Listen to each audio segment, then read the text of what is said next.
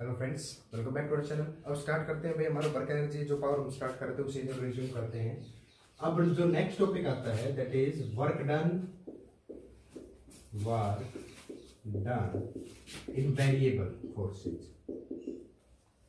अगर आपके पास work done हो वो वेरिएबल फोर्सेज मतलब जो फोर्सेज अब क्या कर जाए, वेरी कर जाए, तो आपके पास दो स्टेप्स होते हैं कि एक तो आपके पास आता है मैथमेटिकली और एक आपके पास आता है ग्राफिकली। तो सबसे पहले मैं जो करता हूँ वो आता है ग्राफिकली मेथड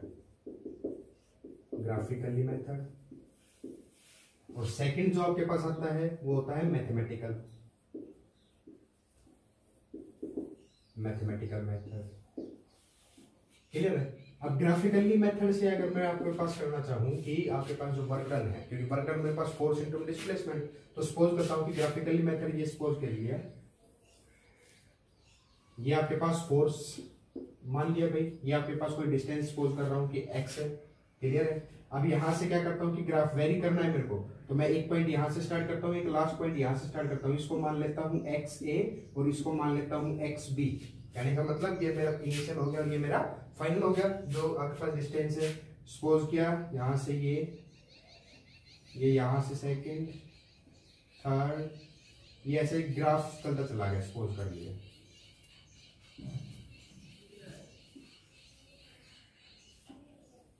ठीक है, तो आपके पास इस तरीके से ये एक वेरिएबल फोर्सेज हो गई। ठीक है, अब सपोज करता हूं, अब सारे का एक साथ नहीं निकाल सकता, अब सपोज करता हूं एक दो स्ट्रिप बना देता हूं भाई। ये स्ट्रिप मान लेता हूं, एक मान ली P Q R S, इसको स्मॉल अमाउंट में, ये जो डिस्टेंस है इसको स्मॉल अमाउंट में मान लेता हूं, दैट इज द dx। क्योंकि मैं सारे का निकालने के बजाय अगर छोटे पार्ट का निकालूं और फिर इसका समेशन कर दूं, क्योंकि हर स्ट्रिप का फिर अलग अलग निकालना पड़ेगा, अदरवाइज मैं सिर्फ एक का निकाल के उसके सारी स्टेप्स को क्या कर दूं, समेशन ऐड कर देता हूं, तो आपके पास कंप्लीट एक पोर्शन आ जाएगा।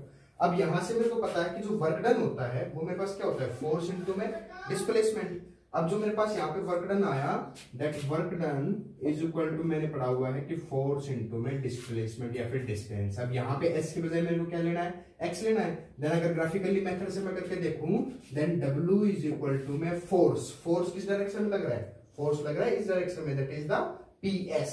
ये क्या है आपके पास ps इनटू में आपके पास सेकंड स्टेप में क्या है कि आपके पास डिस्प्लेसमेंट क्या है dx, जो कि क्या है p क्यों, तो dx आपके पास आ गई, दैट इज p क्यों। ये स्ट्रिप का लिया फर्स्ट स्ट्रिप का। Then work done is equal to में ps इनटू में ये आपके पास है dx।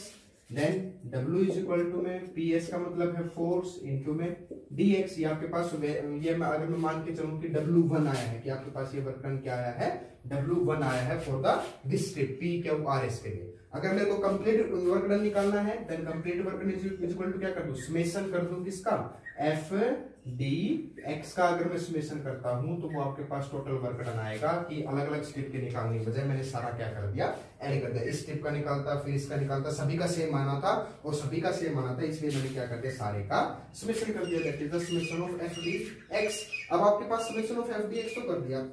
अब यहाँ पे summation of f d x के अगर मैं वर्क डन निकालना चाहूँ कंप्लीट पोर्शन का कि x a से और x b का, मतलब अगर मैं लिमिटिंग पुट करूं कहां से, x a से और x b तक की अगर मैं डिस्टेंस की बात करूं, तो आपके पास ये जो समेशन f d x आया है ये किसका बना है, मतलब f d x जो आपके पास बना, तो ये आपके पास वर्क डन आ गया किसका, p q r s का। किसका वर्क डन आ गया भैया आपके पास, p q r s का।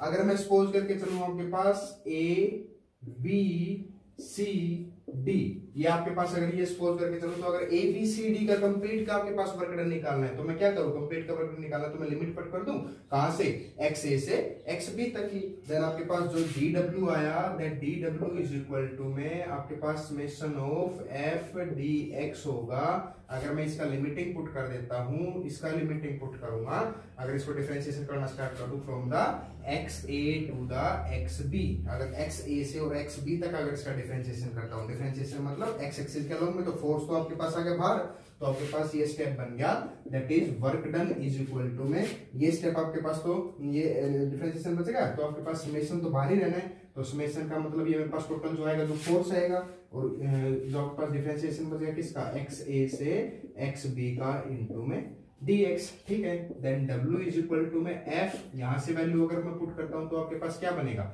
एक्स बी माइनस में एक्स ए, जो आपके पास डिस्टेंस है। अब एक्स बी माइनस एक्स ए का मतलब क्या समझे, इसके अंदर का, तो इसके अंदर का जो आपके पास एरिया जो कवर हो रहा है वो कोई क्या हो रहा है, तो कहने का मतलब आपके पास क्या हुआ कि W इज इक्वल टू में फोर्स इंटू में डिस्प्लेसमेंट है। अगर डिस्प्लेसमेंट एक्स ए एक्स बी माइनस में एक्स ए, ये जो आपके पास डिस्प्लेसमेंट है, बट ये एरिया तो कौन कवर कर रहा है। अगर मैं यहाँ से फोर्स की वैल्यू की बात करूं तो फोर्स आपके पास ए बी भी है और आपके पास डी सी भी है, ठीक है। तो आपके पास जो सारा वेरिएंट अगर आप टोटल करोगे देन वर्क डन जो आपके पास आएगा, that work done is equal to किसका, ये strip of the A B C D, किसका आया है, ए बी सी डी का वर्क डन आ गया टोटल का, that is the force into में डिस्प्लेसमेंट या फिर डिस्टेंस जो कवर की है, दैट इज द आपके पास क्या है, वर्क डन। तो ये आपके पास था ग्राफिकली मेथड। अगर मैथमेटिकली पोर्शन हम करना चाहिए, क्या करना चाहिए भाई, मैथमेटिकली पोर्शन। तो मैथमेटिकली पोर्शन के लिए क्या करना है भाई, अब मैथमेटिकल पोर्शन के लिए आप सपोज करते हैं कि वही आपके पास एक कोई आपने सरफेस प्लेन लिया, ये आपके पास कोई ऑब्जेक्ट है, ये भी आपके पास कोई ऑब्जेक्ट है, सपोज किया ये आपके पास फोर्स अप्लीकेबल हो रहा है, यहाँ इस पॉइंट तक आया है, तो ये डिस्टेंस जो मैं मान रहा हूँ ये मान लिया एस डिस्टेंस है, ठीक है।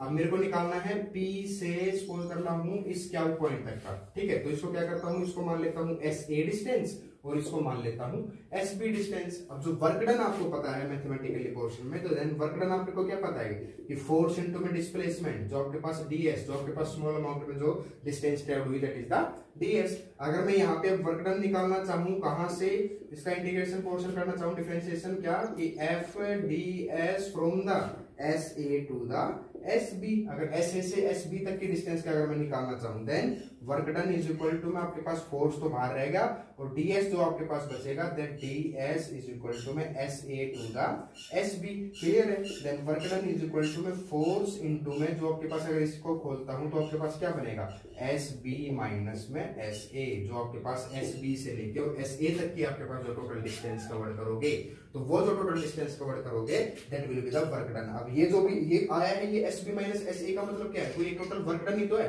तो वो जो वर्क डन है वो आपके पास क्या है, दैट इज द जो आपके पास वर्क डन निकला है फोर्स इनटू में डिस्प्लेसमेंट। अब डिस्प्लेसमेंट या फिर डिस्टेंस की अगर बात करूं तो आपके पास दो बीस के पोर्शन की बात करता हूं, मतलब एक पॉइंट से स्टार्ट होकर दूसरे पॉइंट पे खत्म होना, तो आपके पास फाइनल माइनस में इनिशियल होता है, तो वो दोनों पॉइंट आपके पास जब डिफरेंशिएशन के अकॉर्डिंग में करूंगा देन आपके पास जो वैल्यू आएगी that is the W is equal to F S B minus में एस ए। और इसी ये आपके पास था मैथमेटिकली पोर्शन, ये हमने कराया भाई अभी क्या, मैथमेटिकली पोर्शन, मैथमेटिकली, ठीक है। अगर ग्राफिकली मेथड की बात करता हूं तो ग्राफिकली मेथड आपके पास वेरिएंट कर सकता है, वेरिएंट कर सकता है तो आपके पास ग्राफिकली मेथड ये है, यहाँ से इसमें मैंने एक्स ए डिस्टेंस की और एक्स बी डिस्टेंस की है, फोर्स अप्लाई किया है ऊपर की तरफ और आपके पास जो डिस्टेंस जो ट्रेवल करेगा वो करा है जो हॉरिजॉन्टल डायरेक्शन, जो एक्स एक्सिस के अलोंग में, ये आपके पास ये डिस्टेंस कवर की। देन आपके पास जो टोटल वर्क करना है, एक बार तो मैंने स्ट्रिप का निकाला that is the P Q R S, और दूसरी बार जो निकाल रहा हूँ दैट इज द आपके पास कंप्लीट का निकाल रहा हूँ, जो वर्क डन आएगा that is the A B C D, किसका, जो कंप्लीट आपके पास आ गया एफ एक्स बी माइनस में एक्स ए। तो ये आपके पास जो वर्क डन है in the variable forces, forces अगर वेरी होते हैं तो आपके पास इस तरीके से इनको निकाल सकते हैं। क्लियर। नेक्स्ट है आपके पास भाई जो टर्म आती है that is the conservative force and non conservative force.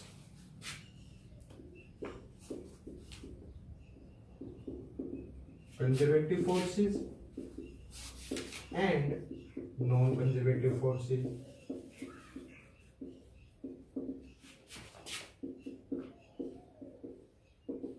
Clear है आपके पास। तो आपके पास दो टर्म के फोर्सेस बताए गए that is the conservative forces and non conservative forces. तो कंजर्वेटिव फोर्स आपको कराता हूं सबसे पहले।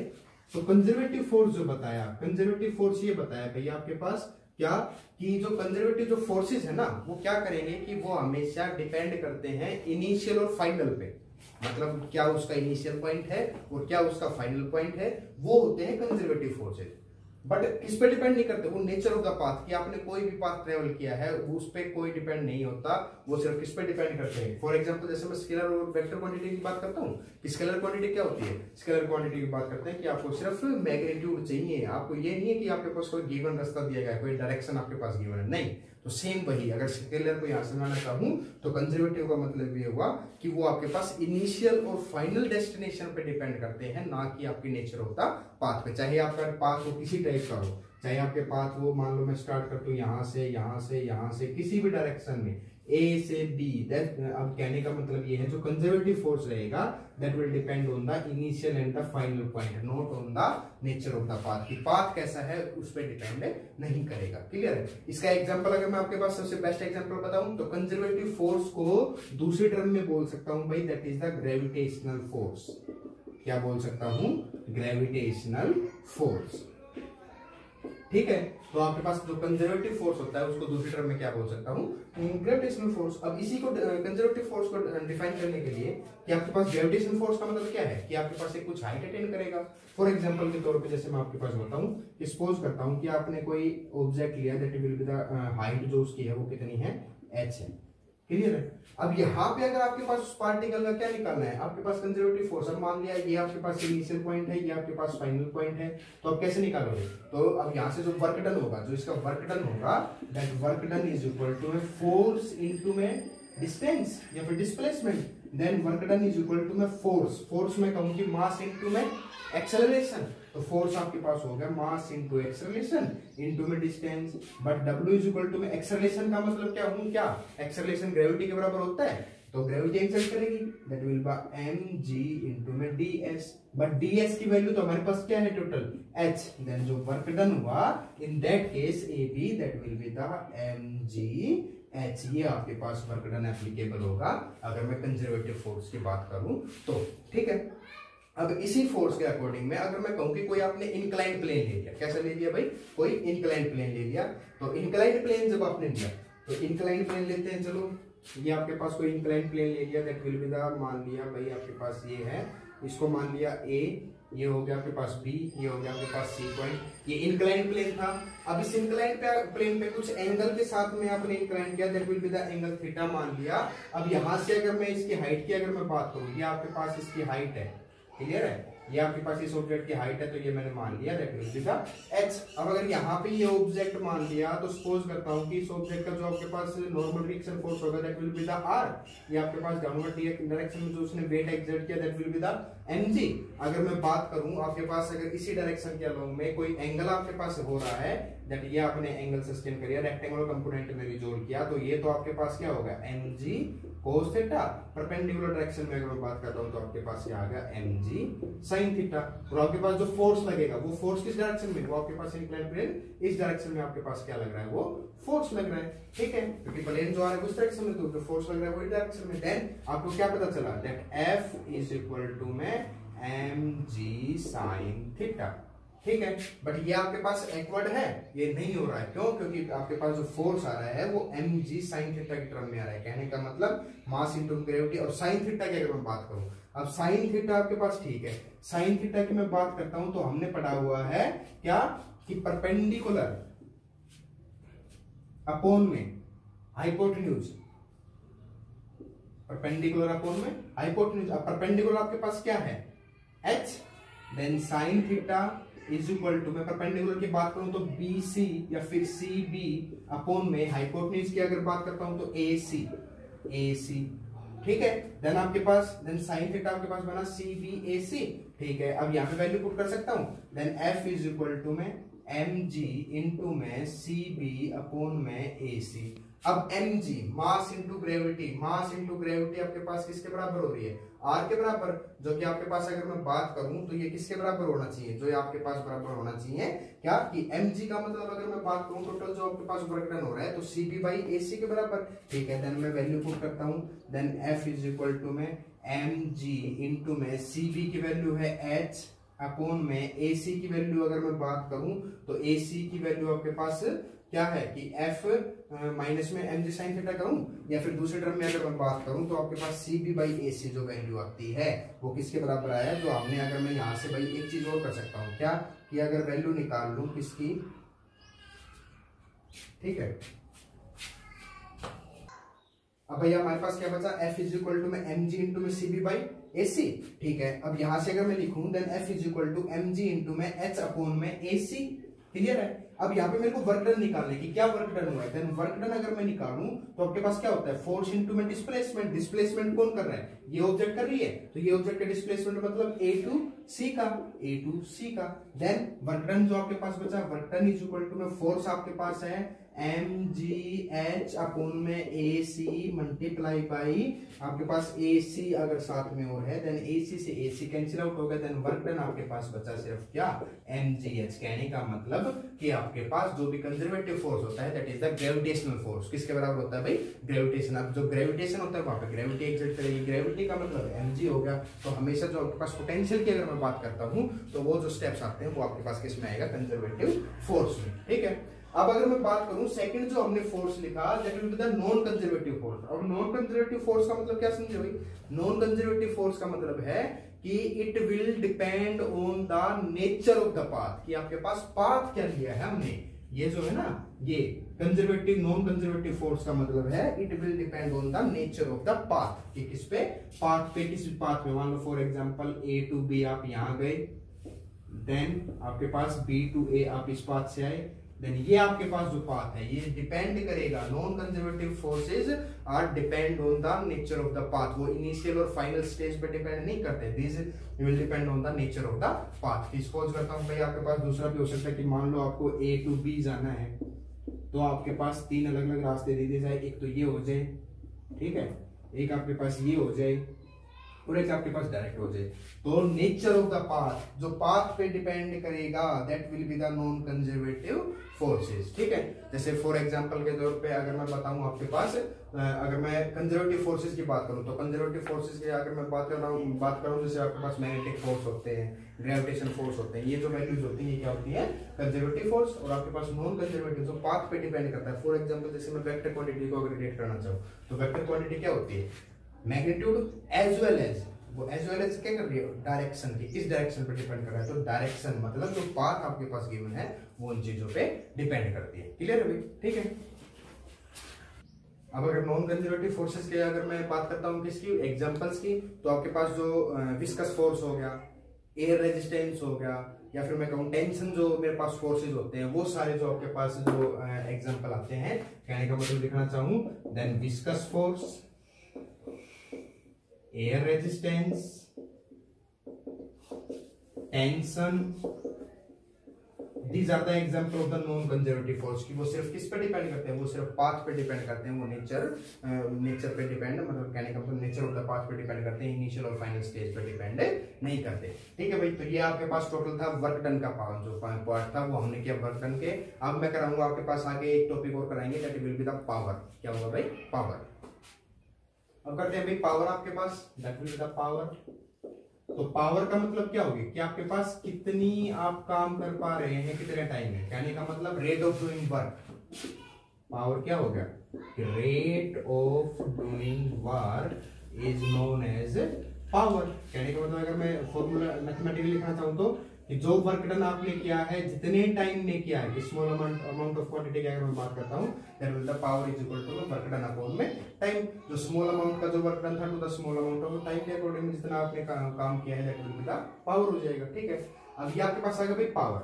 अब पावर को ये आपके पास होगा वर्क डन अपॉन में टाइम। ठीक है, अब दूसरी टर्म में अगर मैं सिंपल स्टेटमेंट में लिखना चाहूं then power is equal to work done upon में टाइम होगा। बट वर्क डन जो आपके पास होता है that will be the power is equal to work done होता है एफ डी एस अपॉन में टाइम हो गया। ठीक है, अगर इसको आप स्मॉल क्वांटिटी में, अब ये मैंने अगर स्मॉल क्वांटिटी में लिया है तो ये भी क्या आएगा आपके पास स्मॉल क्वांटिटी में। Then power is equal to में आपके पास क्या हो गया कि फोर्स को लिखूं, फोर्स आपके पास अगर मैं बात करूं तो या फिर दूसरे टर्म में कि डिस्टेंस अपॉन में टाइम, डिस्टेंस अपॉन में टाइम क्या होता है, वेलोसिटी। ठीक है, या फिर मैं किसकी बात करूं कि जो भी डिस्प्लेसमेंट अपॉन में टाइम आता है वो वेलोसिटी के, देन फोर्स इनटू में वेलोसिटी। तो ये आपके पास भी क्वांटिटी आपके पास आ सकती है।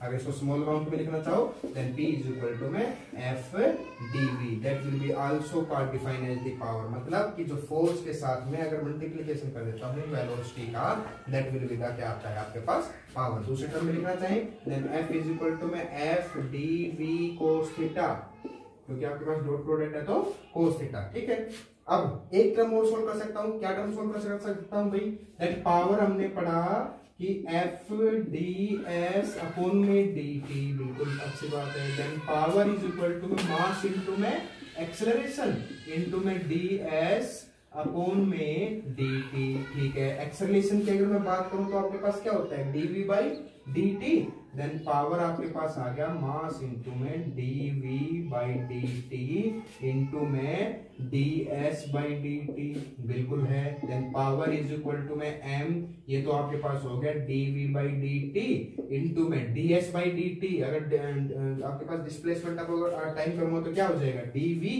ठीक है, वेलोसिटी हो जाएगा। भाई समझे ना, क्योंकि डिस्टेंस अपॉन में टाइम करूंगा तो आपके पास डिस्प्लेसमेंट अपॉन टाइम तो वेलोसिटी आएगा, देन dv होगा। और यहाँ से ये भी लिख सकता हूँ that power is equal to में मास इनटू में d का स्क्वायर अपॉन में dt, that will also be the power. वो भी आपके पास क्या होगी भाई, पावर होगी। कहने का मतलब कि अगर अब d और dt को हटा दूं तो देन आपके पास पावर क्या बनेगी, पावर इज इक्वल टू में mv स्क्वायर बाई t, ये आपके पास जो आती है that is also the power. वो भी आपके पास क्या होता है, पावर का फॉर्मेशन होता है, ठीक है। अब बात करते हैं भाई आपके पास क्या इसकी एसआई यूनिट की। देन आपके पास जो पावर बताया, पावर की एसआई यूनिट होती है वाट, भाई क्या होती है, वाट होती है। That will be defined as W, तो वो किससे पढ़ा जाता है, डब्ल्यू से पढ़ा जाता है, ठीक है। आपके पास सबसे छोटी जो यूनिट होती है वो वाट होती है। अगर मैं बड़ी यूनिट की बात करूंगा तो वो आपके पास क्या हो जाएगा, किलोवाट, क्या हो जाएगा, kilowatt. That will be the 10 raise to power 3 watt के बराबर हो जाएगा, ठीक है। तो ये आपके पास होगा, ओके। अब इससे भी बड़ी अगर मैं यूनिट की बात करूं तो वो आपके पास क्या होगा, मेगावाट। तो वो मेगावाट आपके पास क्या हो जाएगा, MW। मेगावाट का मतलब 10 रेज़ टू पावर 6 वाट के बराबर होता है, ठीक है। अगर यही आपके पास ऐसा यूनिट बताएगी। अब अगर मैं इसका डायमेंशन फॉर्मूला अगर मैं निकालना चाहूँ तो डायमेंशन फॉर्मूला की टर्म में अगर मैं सोल्व करना चाहूँ या फिर दूसरे टर्म में अगर मैं बताऊँ आपके पास 1 वाट को आप डिफाइन कर सकते हैं। 1 वाट इज इक्वल टू में अगर 1 वाट की वैल्यू को अगर मैं बताऊँ कि 1 जूल, अगर 1 वाट की वैल्यू अगर आपको लिखनी है that will be the 1 joule upon में 1 सेकंड की 1 जूल का काम किया जाए 1 सेकंड में, दैट इज द 1 वाट, ठीक है। अब आपके पास मैं बताता हूँ डायमेंशन फॉर्मूला। डायमेंशन फॉर्मूला की अगर मैं बात करता हूँ देन पावर हमने पढ़ा that will be the work done upon में टाइम। अब वर्क डन का हमने डायमेंशन फॉर्मूला निकाला था that will be the ml square t minus में 2 किया था, जो कि अर्लियर वीडियो में किया था, डिवाइडेड बाय टाइम है t से किया, then power is equal to में ml स्क्वायर t माइनस में 3, दैट विल बी द, क्योंकि भाई पावर 1 है ऊपर जाएगा माइनस का हो जाएगा, माइनस माइनस प्लस हो जाएगा, that will be the -3। Then power की एसआई यूनिट की बात करता हूं that will be the ml square t minus में 3, ठीक है। अब आपके पास जो पावर बताई डायमेंशन फॉर्मूला वो बताया वाट, वाट बताया।